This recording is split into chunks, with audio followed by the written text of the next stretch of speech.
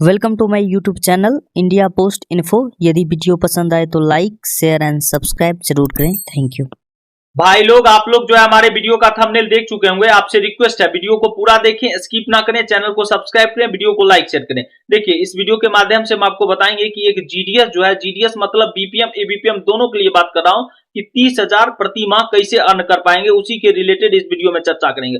और 30,000 का मतलब ये नहीं है कि 30,000 इंसेंटिव का बात कर रहा हूं, मतलब सैलरी प्लस इंसेंटिव मिला के आप 30,000 प्लस इनकम कर सकते हैं। देखिए मैं कभी भी जो है फॉल्स इंफॉर्मेशन आपको प्रोवाइड नहीं करवाता हूं। मैं भी जीडीएस बीपीएम पे वर्क करता हूं, आपको सटीक इंफॉर्मेशन प्रोवाइड करवाता हूं। और ये जो हम बताएंगे कि 30,000 प्लस प्रति माह कैसे अर्न कर सकते हैं, सैलरी प्लस इंसेंटिव, आप जो है पूरी वीडियो को पूरी तरह देखें, आप पूरी तरह समझ जाएंगे। और ये बीपीएम एबीपीएम दोनों के लिए है। कुछ इंसेंटिव जो है एबीपीएम को नहीं मिलता है, तो उसको छोड़ के हम आपको पूरा बताएंगे कि बीपीएम एबीपीएम को कौन कौन से इंसेंटिव मिलते हैं। और सैलरी प्लस इंसेंटिव जो है आपका 30,000 प्रति माह आप लोग अर्न कर सकते हैं, आराम से इजीली अर्न कर सकते हैं। इसमें किसी भी प्रकार का शंका नहीं है। तो आप लोग जो है वीडियो के साथ बने रहे, चैनल को सब्सक्राइब करें, वीडियो को लाइक शेयर करें। देखिए बहुत सारा इंसेंटिव है। आप लोग न्यूली जीडीएस से हाल फिलहाल में ज्वाइन करने वाले हैं या जो ज्वाइन कर भी लिए उनको नहीं पता। देखिए कौन कौन चीज में इंसेंटिव है। देखिए अभी टीडी का इंसेंटिव है, उसके बाद नेट एग्रीगेशन का, जितना भी एसबी विड्रॉल होता है उसका भी, नेट एग्रीगेशन डिपॉजिट विड्रॉल का, नेट एग्रीगेशन का भी जो है परसेंटेज है, हम आपको ऑफिशियल लेटर के माध्यम से बताएंगे। अभी समझा रहे हैं, उसके बाद जो है हम आपको लेटर के माध्यम से समझाएंगे, तो आपको पूरी तरह समझ में आ जाएगा कि भाई सही बोल रहे हैं। लेटर के माध्यम से बताएंगे तब विश्वास होता है लोगों को। तो आपको पूरी तरह समझ गए कि जो है कौन कौन सा है। टीडी का है, कमीशन है, उसके बाद जो है नेट एग्रीगेशन का है, विड्रॉल डिपॉजिट का, जितना भी पीएसबी का होता है उसका है कमीशन। उसके बाद पीएलआई आरपीएलआई का कमीशन है। आईपीबीपी में भयंकर है कमीशन।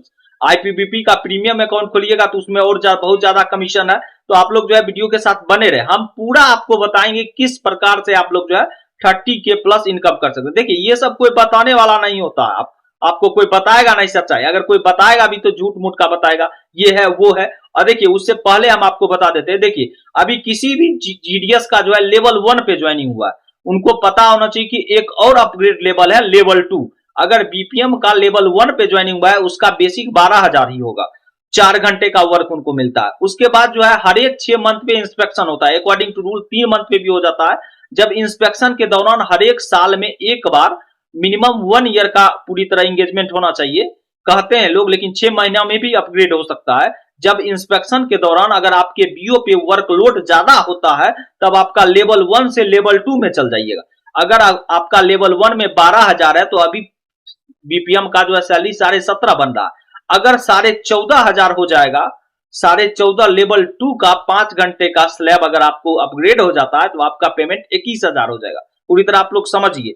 अगर इस समय जो है एबीपीएम का आप चर्चा करेंगे, एबीपीएम का अभी 10,000 लेवल 1 में 4 घंटा का एबीपीएम डाक सेवक का, तो उसका पेमेंट 14,500 के करीब बनता है। और अगर लेवल 2 में अपग्रेड हो जाएगा, जिसका जो है बेसिक 12,000 है, तो उसका 17,500 हो जाएगा। तो पूरी तरह समझ रहे कितना डिफरेंस है।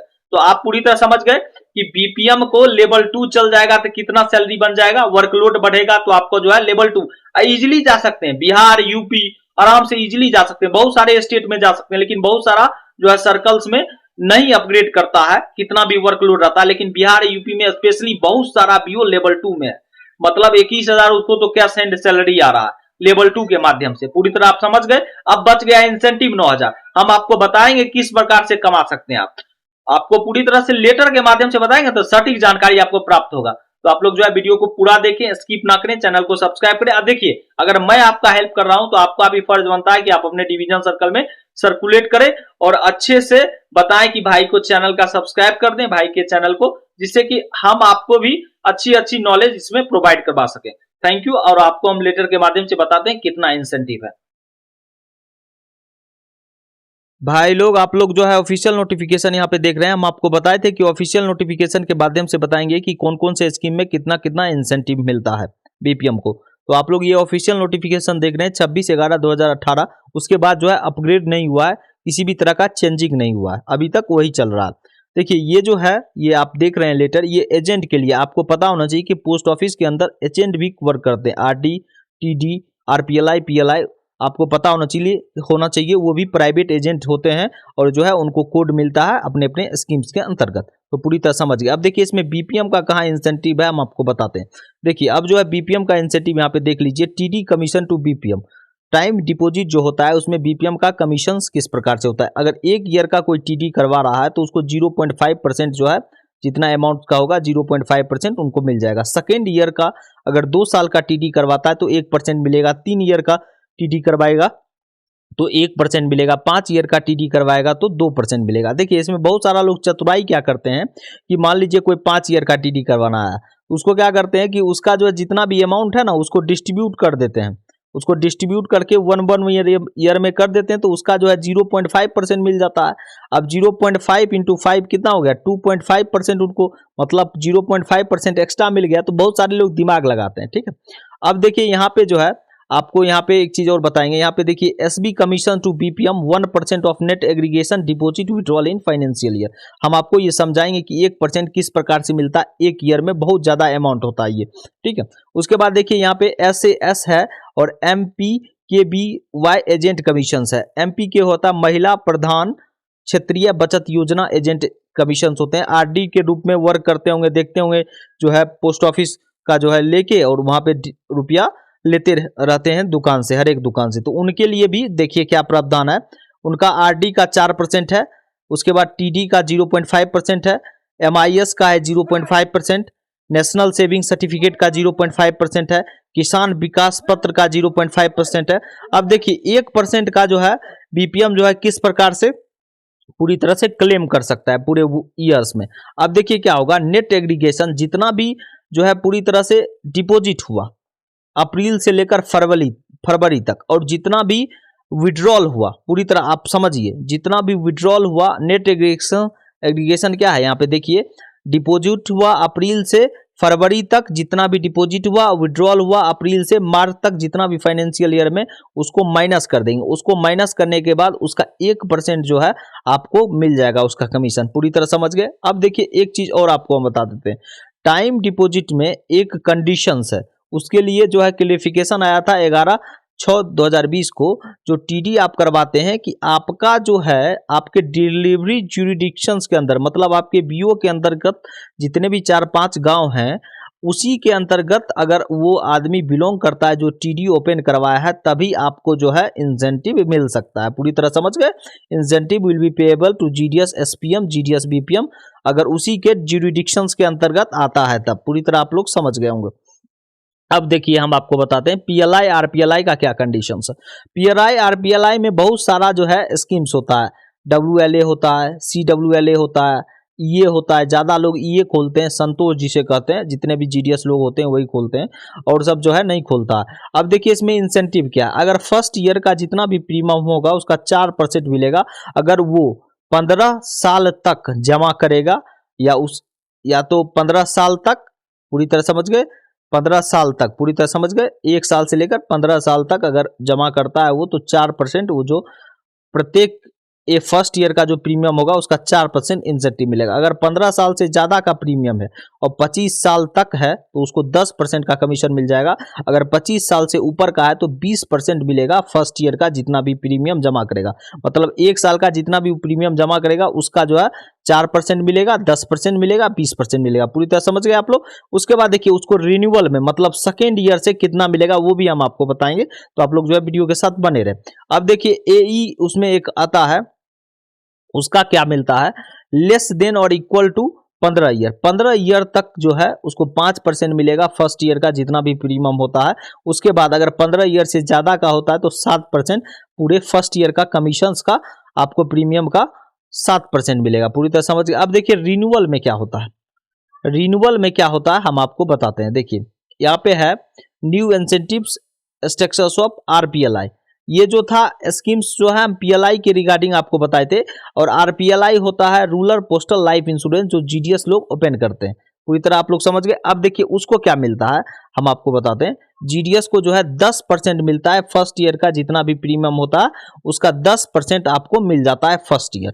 और उसके बाद जो है उसका रिन्यूअल होता है तो कितना मिलता है 2.5% रिन्यूअल प्रीमियम, मतलब सेकेंड ईयर से जितना भी प्रीमियम जमा हुआ उसका 2.5% मिलता है और फर्स्ट ईयर में मिलता है 10% का कमीशन। और जनरली जीडीएस यही खोलते हैं, जीडीएस का जो जितना भी स्कीम्स होता है, आरपीएलआई होता है, rural postal life insurance, PLI का इंसेंटिव जो है वो सर्विस वाले लोग खोलते हैं, जो अगर अच्छे कंपनी में है वो सब खोल सकते हैं पीएलआई। तो आप पूरी तरह समझ गए होंगे। उसके लिए बहुत सारा डॉक्यूमेंट प्रोसीड्यूर होता है पीएलआई ओपन करने के लिए। तो पीएलआई के अंतर्गत इतना कमीशन था और आरपीएलआई जीडीएस खोलते हैं तो उसका 10% जो है फर्स्ट ईयर का जो है कमीशन मिलता है, जितने भी प्रीमियम फर्स्ट ईयर में जमा हुए।